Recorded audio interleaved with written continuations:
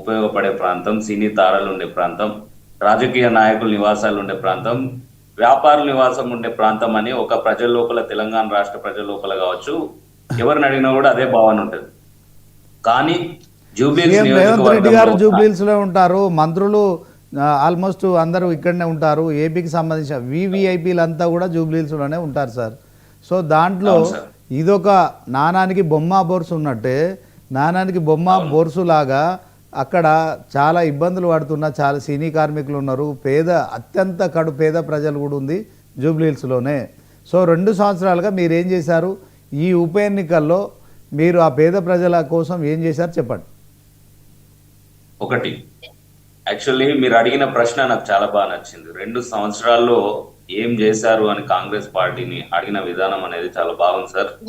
మాకు ఇప్పుడు ఏదైతే ఈ 2 సంవత్సరాల్లో మెయిన్ గా జూబ్లీహిల్స్ కు సంబంధించి ఈ 7 డివిజన్లలో తిరుగుతున్నప్పుడు జూబ్లీహిల్స్ ఒక ప్రాంతం తప్ప మిగతా అన్ని ప్రాంతాలు కూడా చాలా దారుణమైన పరిస్థితిలో ఉన్నాయి. మాకు కూడా ఒక ప్రశ్న అనేది తలెత్తింది. 2 సంవత్సరాలు మేము ఇది లోపల తిరుగుతుంటే మాకు ఇన్ని సమస్యలు కనబడుతున్నాయి. 10 సంవత్సరాల్లో ఉన్న నాయకులకు కానీ, పెద్ద నాయకులకు కానీ, నియోజకవర్గ నాయకులకు కానీ సమస్యలు అని కనిపించలేదా అని మాకు అనిపించింది. ఎందుకనంటే ఈరోజు సోమాజిగూడ కావచ్చు, అదేవిధంగా ఎర్రగడ్డ కావచ్చు, ఈ జూబ్లీహిల్స్ సంబంధించి మన స్లమ్స్ లో మనం తిరుగుతూ ఉంటే అక్కడ కనీసం స్ట్రీట్స్ లైట్స్ లేవు, రోడ్ల మీద నీళ్లు వారుతున్నాయి, కనీసం రోడ్లు కూడా వేసిన పరిస్థితి, అధ్వానమైన పరిస్థితి తెలంగాణ జూబ్లీహిల్స్ నియోజకవర్గంలో ఉంది. దాన్ని నియోజకవర్గ నాయకులు కానీ పట్టించుకోలేదు. అసలు జూబ్లీహిల్స్ నియోజకవర్గం అంటే ఆ జూబ్లీహిల్స్ కేంద్రంలో ఉన్న తలతల మెరిసే బంగ్లాలు కావచ్చు, అక్కడ ఉన్న సినీ తారల ఇల్లు కావచ్చు, ఆ రోడ్లన్నీ చూస్తే చాలా బ్రహ్మాండంగా ఉంటాయి. మనం అసలు ఆ జూబ్లీహిల్స్ లో ఉన్నామా లేకపోతే విదేశాల్లో ఉన్నామా అన్న ఫీలింగ్ అనేది ఒక్కొక్కసారి కనబడుతుంది. మరి పేదల పట్ల ఎందుకు ఆ యొక్క బీఆర్ఎస్ ప్రభుత్వంలో గతంలో పేదలను ఎందుకు విస్మరించిండ్రు, ఆ స్లమ్స్ ను ఎందుకు విస్మరించిండ్రు అనేది మాకు అర్థమైంది. ఇప్పుడు మనం వెళితే కూడా ఆ యొక్క స్లమ్స్ లో కూడా ఎక్కువ సేవా కార్యక్రమాలు చేసింది 10 ఏళ్ళు ఉన్న ఎమ్మెల్యేనా లేకపోతే ఈ యొక్క నవీన్ యాదవ్ గారు అని అంటే అక్కడ ప్రతి ఒక్కరు కూడా నవీన్ యాదవ్ గారికి, వాళ్ళందరూ కూడా నవీన్ యాదవ్ గారి పేరు చెప్తున్నారు. ఎనలిస్ట్ గారు చెప్పారు కాంగ్రెస్ ప్రభుత్వం మీద తీవ్రమైన వ్యతిరేకత ఉంది అని చెప్తున్నారు.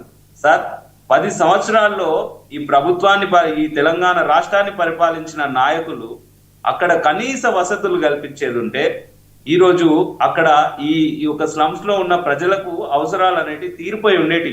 10 సంవత్సరాలు వాళ్ళు పట్టించుకోలేదు సార్. 2 సంవత్సరాలు పూర్తిగా కాలేదు, ఇప్పటికి 21 నెలలు 22 నెలలు అవుతుంది ప్రభుత్వం కావచ్చి. అయినా కూడా ఈ ప్రభుత్వం మీద ఇంత వ్యతిరేకత వచ్చిందని మాట్లాడుతున్నారు.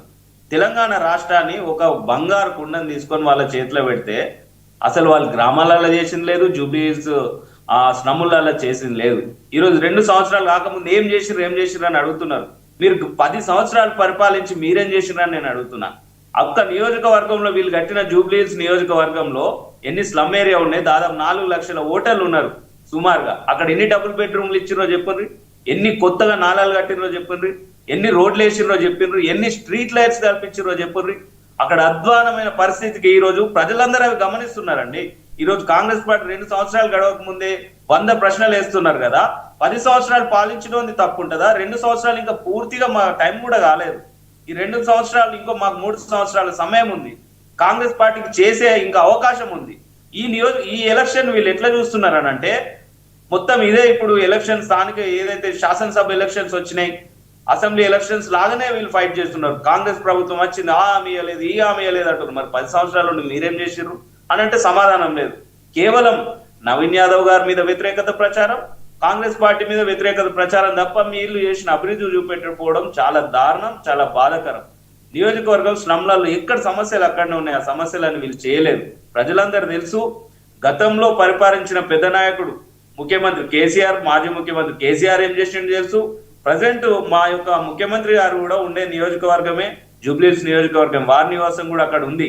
వారు కూడా నవీన్ యాదవ్ గారి ద్వారా ఏదైతే ఇప్పుడు స్థానిక ప్రజల నుండి మేము చెప్పేది ఒకటే అండి, ఈ బీఆర్ఎస్ పార్టీ 10 సంవత్సరాలు వాళ్ళు చూసిర్రు.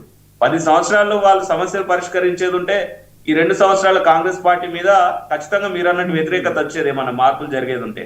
కానీ 10 సంవత్సరాల నుండి ఉన్న ఆ స్లమ్ములు గట్లనే ఉన్నాయి, అక్కడ ఉన్న సమస్యలు గట్లనే ఉన్నాయి. నవీన్ యాదవ్ అన్న గారికి వాళ్ళు చెప్పుకునేది ఒకటే, అన్న మాకు స్ట్రీట్ లైట్ సమస్య ఉంది, మాకు ఇక్కడ డ్రైనేజ్ సమస్య ఉంది, ఇక్కడ రోడ్డు కావాలి అని అంటే ఖచ్చితంగా వాటన్నిటిని ఎమ్మెల్యే అయిన తర్వాత మేము చేస్తామని చెప్పేసి ప్రజలకు ఆయన హామీ ఇచ్చుకుంటా తిరుగుతున్నాడు అక్కడ. అంతే తప్పితే ఇప్పుడు సునీతమ్మ గారు నిజంగా వాళ్ళ కుటుంబానికి జరిగిన ఏదైతే మాగంటి గోపీనాథ్ గారి మరణం చాలా బాధాకరమైన కూడా వాళ్ళు స్వతహా ధనిక కుటుంబం కావచ్చు, అక్కడ వెళ్ళి పేద ప్రజలు కలిసే అవకాశం ఉండదు. ఇది ప్రజలు చెప్తున్న మాటలు. పేద ప్రజలు కలిసే అవకాశం ఉండదు, వాళ్ళు కూడా తిరిగే అవకాశం ఉండదు. ఎందుకంటే 10 సంవత్సరాలల్లా ఆ అమ్మగారు ఎప్పుడు కనిపించలేదని చెప్తున్న పరిస్థితి ఆడున్నది. నవీన్ యాదవ్ గారు కావచ్చు, చిన్న శ్రీశైలం యాదవ్ గారు కావచ్చు, వాళ్ళు ఎప్పటి నుండో ప్రజలు ఉన్నారు కాబట్టి ఖచ్చితంగా కాంగ్రెస్ పార్టీకి నవీన్ యాదవ్ గారికి ఈ ఎలక్షన్ ఖచ్చితంగా మీరు చూడండి.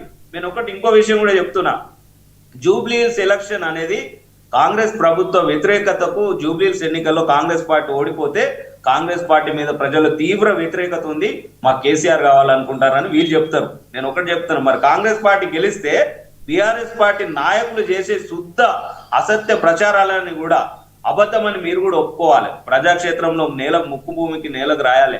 ఎందుకనంటే ఈ రోజు మీరే అంటున్నారు కదా, మేము కూడా ఖచ్చితంగా నిలబడుతున్నాం. కేసీఆర్ ఫామ్ హౌస్ లోకి వెళ్ళి ఎందుకు కదులుతాడో మాకు అర్థమైతలేదు. ఆయన తెలంగాణ రాష్ట్ర ప్రజలైన 2023 అసెంబ్లీ ఎన్నికల్లో ఆయన గొప్ప నాయకుడు అని, దేశకి నేత అని ప్రచారం చేసుకున్న సొంత రాష్ట్రంలో ఓడగొట్టినన్ను ఒక అవమాన భారంతో బయటకు వస్తలేడు కదా. ఆయన గొప్ప నాయకుడు అని మీరు సోషల్ మీడియాలో ప్రచారం చేసుకుంటున్నారు కదా. ఈ ఎలక్షన్ తోటి తెలుస్తుంది. రాజ్ కుమార్ గారు రామ్మూర్తి గారు గుడ్ మార్నింగ్. గుడ్ మార్నింగ్ అండి. చెప్పండి సార్, ఎట్లా చూస్తారు జూబ్లీహిల్స్ ఉప ఎన్నికల్లో? మరి సునీతమ్మ సానుభూతిని గెయిన్ చేసుకునే ఆలోచన తప్ప బీఆర్ఎస్ పార్టీ 10 ఏళ్లలో ఏం చేయలేదు. సో మీరేం చెప్తారు? 10 ఏళ్లలో ఏం చేసినా ఉన్నది ప్రజల పాదాల దగ్గర, కాళ్ళ దగ్గర.